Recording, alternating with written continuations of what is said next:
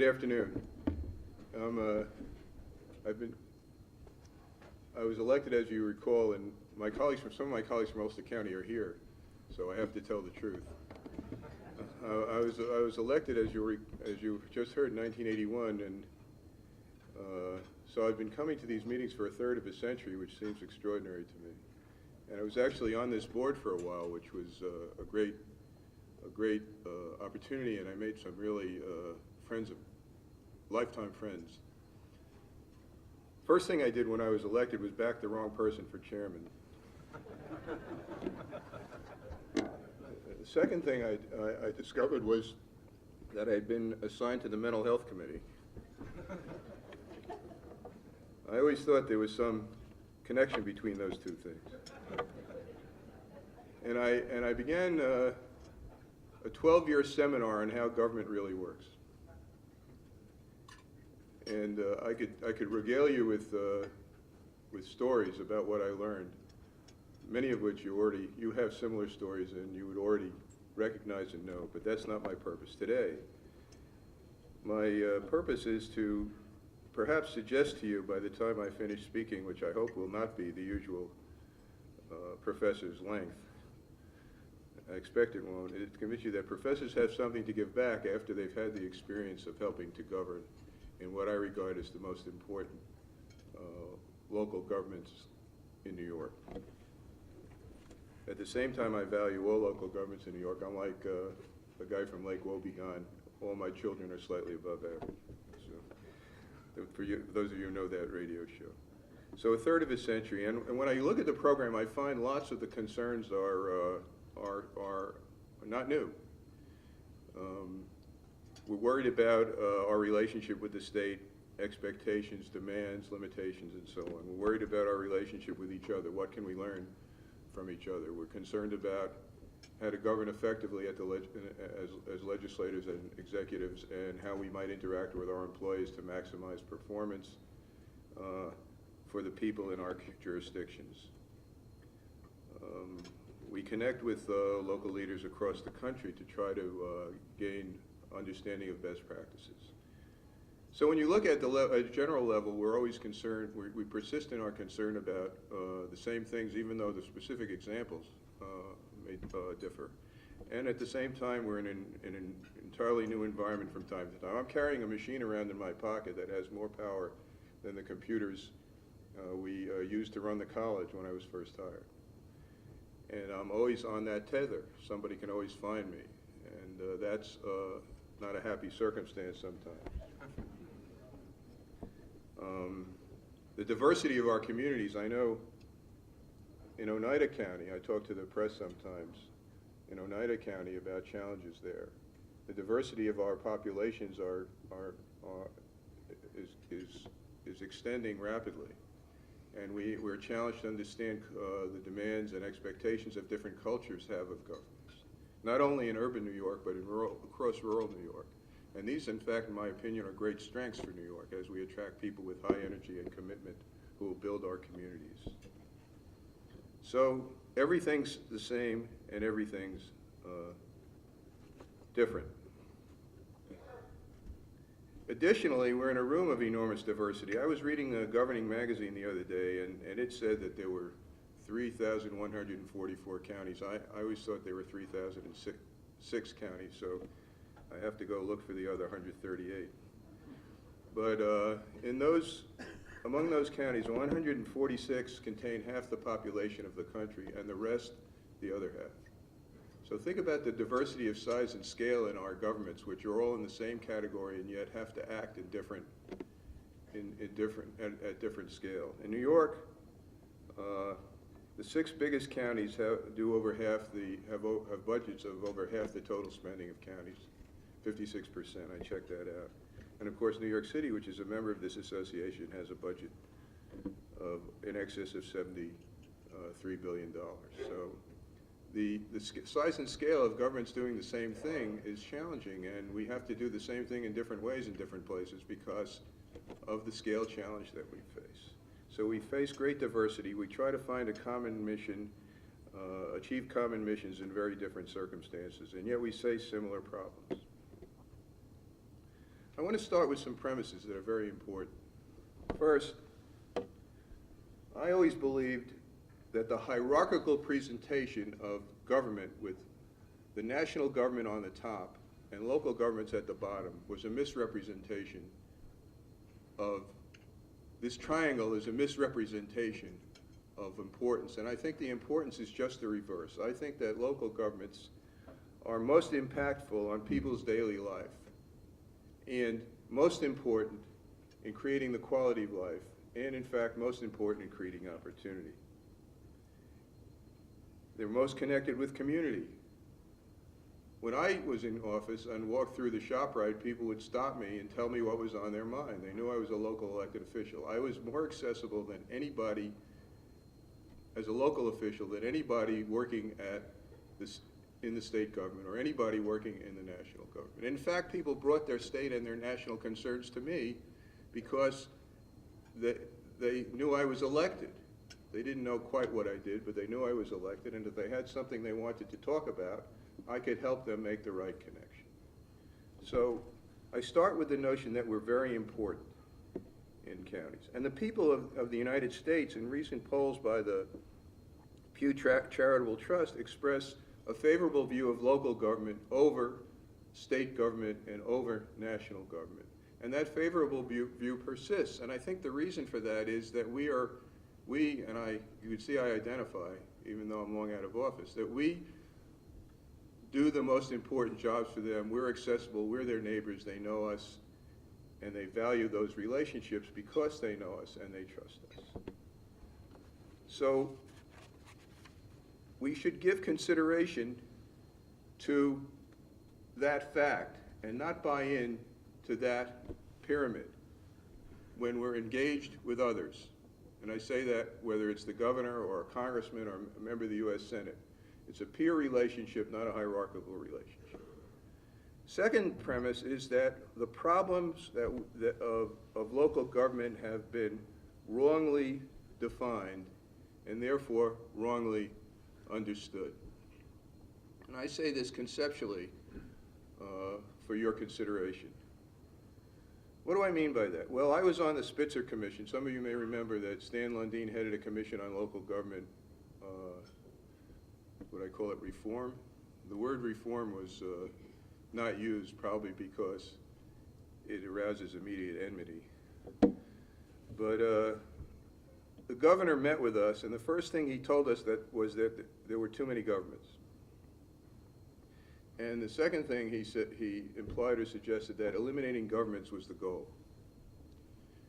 And I must say, when Governor Cuomo, who I have high regard for, but Governor Cuomo was Attorney General and pushed through legislation addressing what he regarded as the principal problems of local government, he too defined the problem as too many governments. And I don't think that's a good way to define the problem. I don't think it's a good way to define the problem because it provokes people to take conventional positions of resistance before the conversation starts. So if we want, and we're going to talk a little today about how government, I'm going to talk a little bit, and you've been talking for the entire conference, and I'm sure we'll continue to consider it over time, how governments can work better together. And you don't start by telling some guy, we can work well together by eliminating you. That doesn't provoke collaboration. And so you get into the usual paradigmatic roles and responsibilities and the usual responses. And I'm a veteran of, you know, there are two New Paltzes, a village and a town. We welcome your visiting us and seeing the beauty of the Hudson Valley for the same reason that various county executives have already mentioned. That is, we have a sales tax. Also, we think that we're worth visiting. That's a primary purpose to visit. So the two New Paltzes have been unable to join into one community even though we're socially alike, culturally alike, religiously alike. There's no class enmity, there's no racial enmity that some places encounter. We can't join. And we don't want to join, and there are powerful reasons for that. The sense of community is provoked by efforts to eliminate our village, and a deep historic connection to the village is challenged. So if we open up the conversation by saying, one of us has to go, and it's going to be you. We're not going to get very far. We have a record. Our record in school district consolidation is problematic lately, since the 1960s. Our record in encouraging villages to dissolve is problematic historically. In fact, there are villages being created almost as we meet and as we speak. So we have to find a different way to hold this conversation. There's another point that I would suggest to you is a problem, and I'm afraid that all of us in the room are guilty of it. And that point is the view that we're already doing it, and we're already doing the best we can. So whenever I approach local government officials about collaboration, whenever I approach them about dealing with what they regard as the burdensome and oppressive actions of the state government, they say, doesn't the governor understand that we're already doing it, we're people of goodwill, we're talking to our neighbors, we're collaborating on highway projects, we're collaborating on a lot of matters, and we're doing the best we can. Well, that's a bad response to a crisis situation. The best reason, I see Tom Santulli here, who in ancient times had conversations with me and was a leader and a pioneer in collaboration among governments in highway maintenance and service delivery. You know, the idea is we have to think harder and better about what we're doing. We have to find good ways of doing things. One of the great examples is assessment. You know, classically, historically, many people believe that the assessment function should be a county function, and it is a county function in a couple of places in New York. But it's a change that requires, has a very arduous constitutional barrier to shift the function formally. Well, some counties have found ways to shift the function informally through contractual arrangements.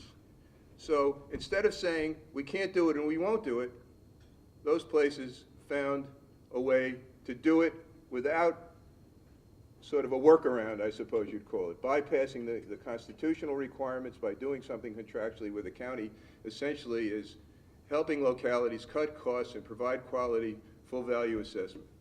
Now I'm an old man, so I'll have to defer naming the places that do it until I find them in my notes. But we did a recent study for Northern Dutchess, and we, well, those are the ones that do county level assessment, but there are some counties. Does anybody want to volunteer that information? There's a county that does by contract. Yes? Orleans County and Clinton County. So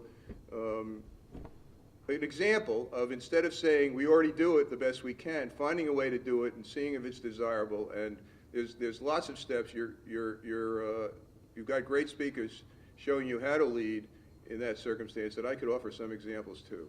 But that's a third barrier. Now, let me say that all this notion about avoiding the conventional pitfalls, nevertheless, we have to understand that some premises that bring us to this moment in history are true. I was talking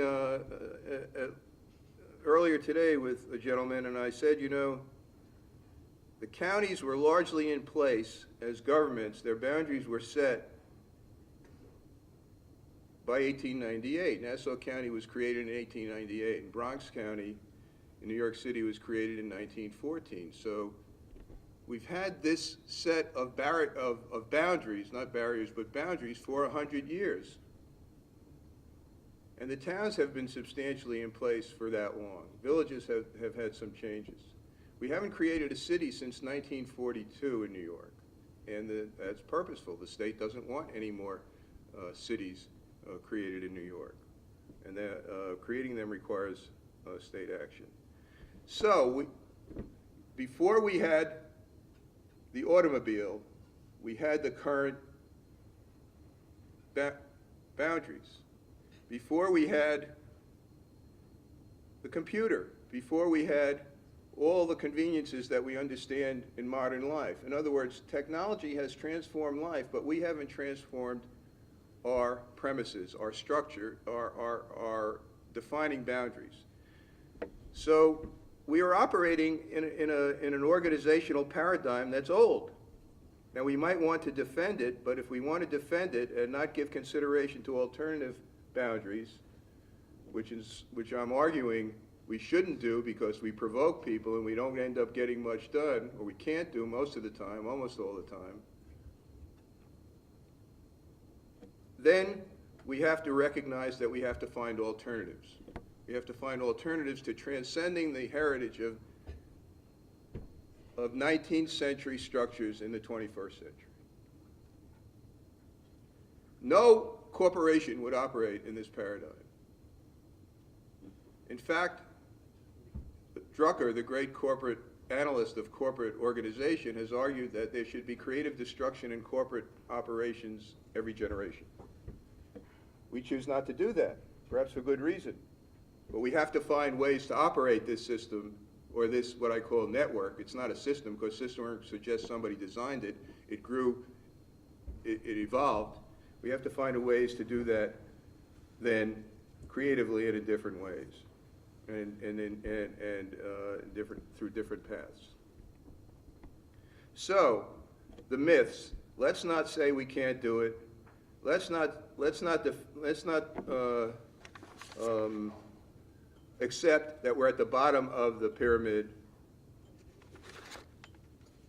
Let's not attack other people's existence at the start of the conversation. Let's instead start thinking functionally and operationally about how we can work together better. Now let's take a look, and let me come back to that in a minute. I want to go take a look at what the governor has done, and with regard to the property tax, and characterize it a little differently. Now, we think that the property tax is our money. By we, I mean we local governments. It's the primary source of discretionary resource we have. Certainly, massively true in school districts. Counties have the privilege of having the sales tax. Cities have a claim on the sales tax. Other jurisdictions gather that money either because state law requires a certain sharing or a local discretion provides a certain sharing depending on the locality. But that property tax, that's ours. So here comes the governor and he says, I don't want you to be able to raise that property tax at the level that meets your needs if you determine that you want it to be raised to meet those needs at that level. I want there to be a cap. And here comes the governor and he says, I want you to give me a plan to reduce your budgets by a percentage a year for 3 years in your property tax, and if you don't give me that plan, I'm not going to give a rebate to your citizens, and I'm going to tell them that it's because you didn't give me that plan. In other words, he's creating a very challenging environment for us. Now, why is the governor doing that? Well, what we need to understand, and I'm not making the argument, I'm just saying march a mile in the guy's shoes, what we need to understand is that he thinks that the property tax level among the highest in the United States is a major barrier to the economic renewal of upstate New York and all of New York. And his frustration is the same frustration that governors classically have with school aid. It's very hard to control, very hard to control. So he's saying if this is a big statewide issue and I want to influence it and I don't have control over the decision process, how can I influence it? So he's trying to drive us to do something that he thinks is of statewide importance, and he's telling us how to spend our money, in effect, or how much of our money we can spend in order to do that. Now what's interesting to me about this, Steve told me to give the speech I gave in the Hudson Valley, and I'm giving a different speech. So I hope you're not mad at me, Steve. You're doing great. I forgot what I was going to say. No. What's interesting to me about this is that the governor wants us to do what we want to do. But we don't want somebody to tell us to do it or force us to do it. Now, I remember being in a lot of rooms in Ulster County between 1981 and 1993 where we were making budgets. Actually, the first years they wouldn't let me in the room. I was on the mental health committee.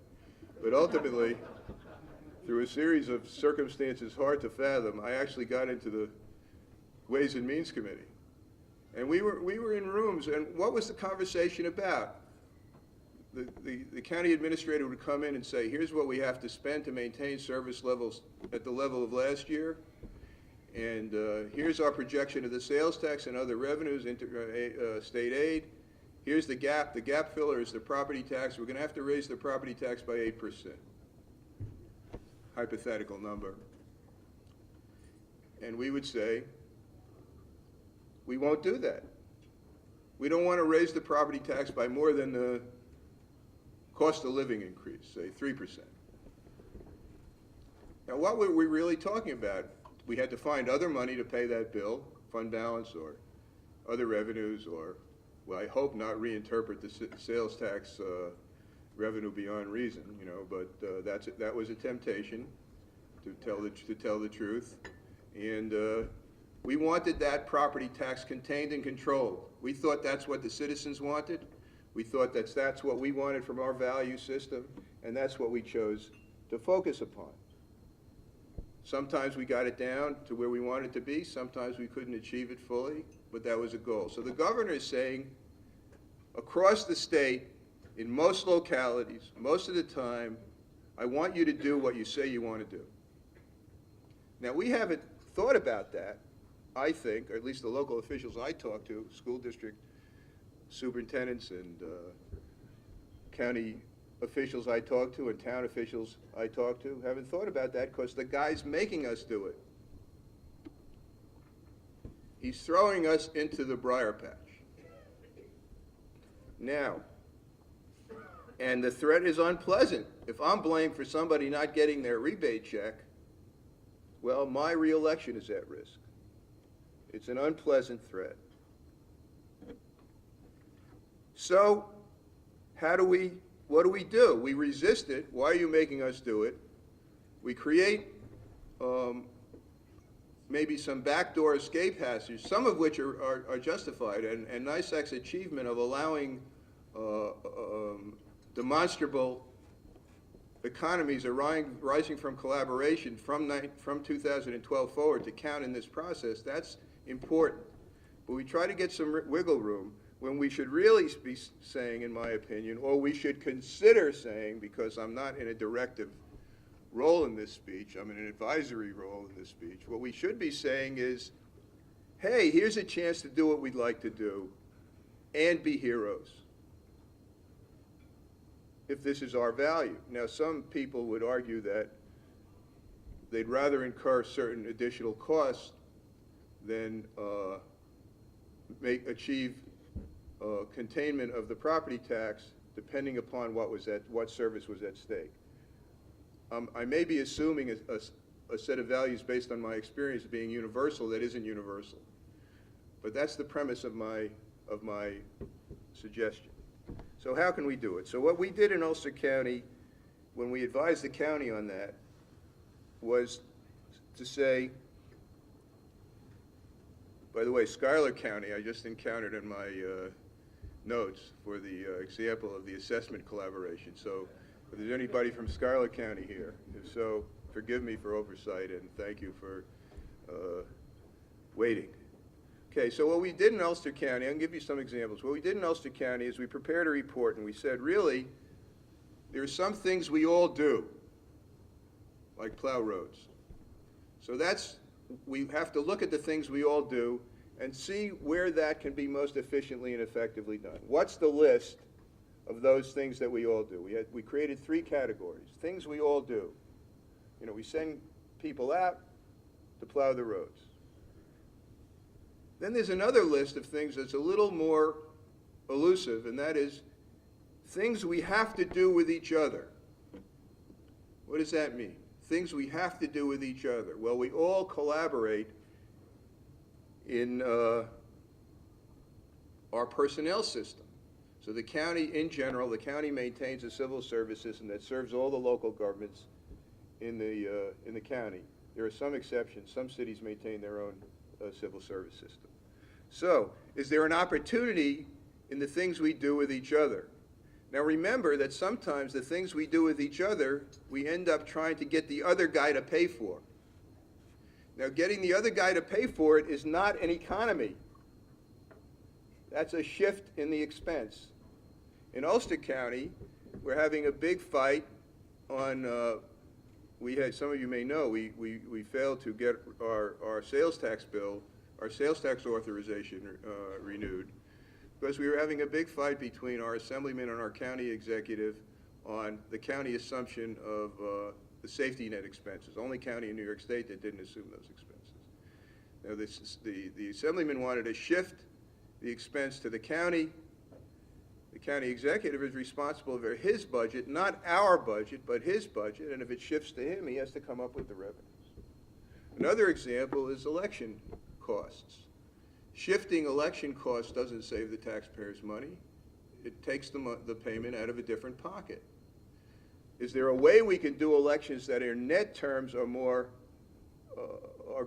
economical so we can share the benefit of the lower cost? Another example I love to give has to do with taxation. Our property tax administration system gets a lot less attention than our property tax level. And when you think about it, we have town officials establishing value. There's some village officials. We have a county role in maintaining the tax maps, and we have lots of jurisdictions collecting the tax. It's a complicated network of relationships based upon the evolution of, in the late 19th century, of who does what. And it differs from some counties to another. So Herman's here, and every time you say something in this meeting, you have to say, except for Westchester. So is there some way we can do this in a smarter and better way? Because when you think about it, when I look at tax administration, I say, you know, the assessor does the valuation. Everybody uses that. But the cost and risk is with the town. The county is the guarantor of the levy. The cost is with the county. If it doesn't have the cash, it has to guarantee the levy. It has to borrow the cash, and there's a cost. So everybody has a stake in everybody else's behavior, but nobody wants to assume the responsibility because it will be a shift in the cost, potentially, without a shift in the benefit. So what if we looked at this collectively and we designed a system that would be optimally efficient? Now that would probably disrupt a lot of the status quo. But if we asked ourselves, what is the optimal way of doing this, we'd have something to compare the status quo to now. Instead, we're asking, how can I do my piece most efficiently? And that's not a way to challenge the status quo at all. That's a way to get away a little cheaper and meet some one-year requirement, but not really do better at that function. And the third category, and I have this report, it's on our website for Ulster County. We name every function in local government, and we put them in these categories. So the third, and to my colleagues from Ulster County, read the report. That's an assignment. The comptroller's here. He reads reports, I know. He writes them. And my colleagues from the legislature certainly pay attention to me, or at least when I'm talking to them, they do. So when we are all customers, today I found out, and we of course do shared purchasing, right? But I was talking to a guy from the federal government today out in the hall, and he said, you know, we can do shared purchasing with the federal government. I didn't know that for all my study of government. So what are the opportunities? What are the opportunities when we all are customers? I said, do not accept limits. One thing that, and I'm going on a little long. I'm going to stop in 5 minutes. Is that okay? Work for you? Yes. He has a hook. Just like in vaudeville, you know, he drags me off. And this is why I'm only invited every 20 years. So the one thing that has bothered me for years is that we created this big set of governments called school districts. And we put this big wall between them and everybody else. By the way, this is unusual in the world. I go around the world and share this wisdom with people who don't speak English, so that's hard to be effective. And they have ministries of education in their local governments, and they run the schools. So all the collaborations that we can do with these very large organizations that spend tens of billions of public dollars often doing things similar to what we do in their back offices and in their administrative side, there's barriers to it in the law. And we have to take those barriers down. So one of our tasks is to identify and take barriers down, and I know that NYSAC does that.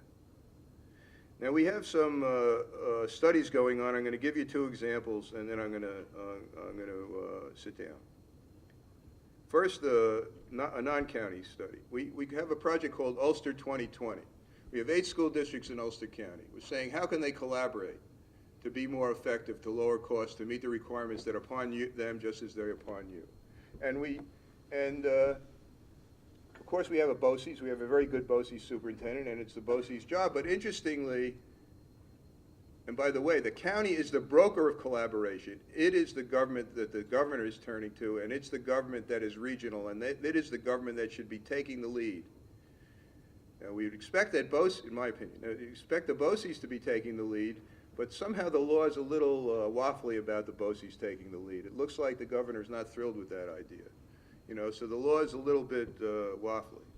So we get the school districts together, and the people who are doing the leading are the elected officials, the member of the school boards. Now, this gives the superintendents of schools a little agita.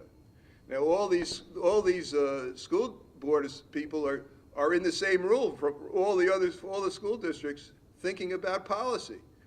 God knows what will come out of that room. So we had a meeting, and they identified issues. Now, here's something that I never thought of. We're focusing, by the way, on start time for high school. Later start time for high school is proven to produce automatic improvement in performance among high school kids. And it's interesting, the reason is they don't get up. So whether they're in school at 7:15 or not, they're not awake. And the interesting, and this is clinically so. It's not because they're lazy. I always used to think it was because they're lazy. It has something. There's a physiological dimension. I was in the Army, so I commanded young people, and I had a concern about their alertness early in the day. And the fact of the matter is, this is a clinical matter. And there are less car accidents going to school if you start school later. A lot of them are driving to school. So it actually saves lives, improves performance, and saves lives. But it makes the football coach a little unhappy. It makes it harder to organize intercollegiate athletics. You know, so we have a study on everybody collaborating to start school late. We have something called the bell schedules in schools. Now, all this is new to me. I have a person who's working for me who does this. That's when the periods change over. You can't do collaboration if everybody's changing over at a different time. So we're doing a school district bell schedule map. And we're asking the schools to consider whether they can deliver education in a standard paradigm, putting pieces together in different ways. If we can do that, then we can have one Russian teacher teaching Russian for 8 schools, and we can enhance the number of languages we teach at very modest expense through BOCES. Okay, now in Albany County, we're starting out on a project where we are going to identify the areas where all the governments in the county have relatively high levels of expense through control of data. We're going to get an advisory board of governments at all layers, and we are going to analyze those, not all expense, personnel expense, and then we're going to go down to the individual employee level and see where collaboration at the individual employee level can be effective, thinking about that employee's time to retirement, the incentive system that might be offered that employee to go work half-time. In other words, and we're going to include union people on our advisory committee, so we're not going to be confrontational, we hope and expect.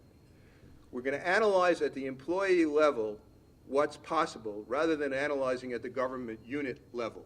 what's possible. And our premise is that if we do that, we're going to find opportunities because we're looking at the smallest unit of analysis. Now, we got to get the data from the Civil Service Office or from the Comptroller's retirement data, and we have to be careful